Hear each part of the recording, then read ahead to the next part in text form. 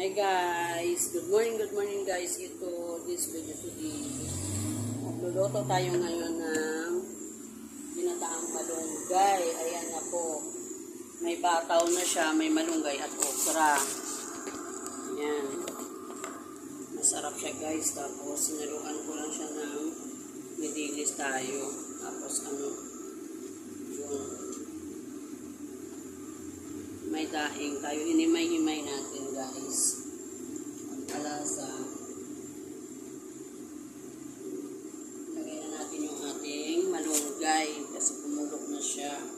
Ang ating pangalawang gata. Guys. Ngayon lang tayo ulit nakapaggulay ng masustansyang gulay na malunggay. May sahog na digis, may halo siyang bataw.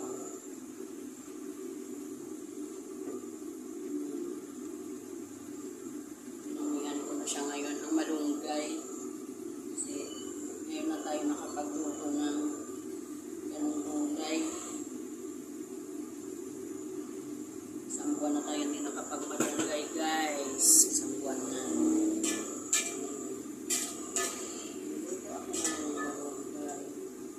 Bago ko nilagay yung malunggay guys, pinakuluan ko sa gata muna okra, yung mga ricado lahat guys, pang sahog, para lumabas yung kanyang aroma. Ayun, bago na ilagay si malunggay guys. Ito siya guys. Dito ko na siya tinimplahan sa gata guys. Ako ang banguso para malunggay.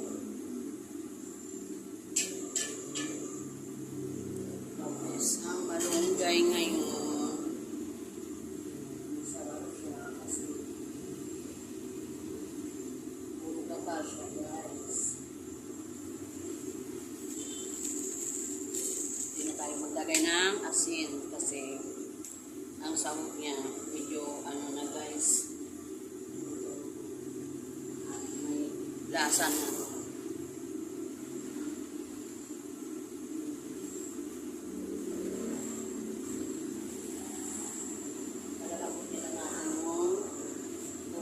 Pati yung bataw.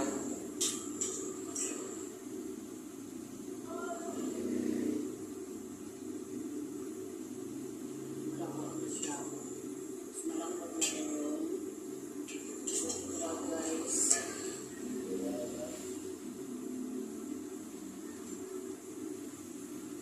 Ang sarap nito na naman ng kain.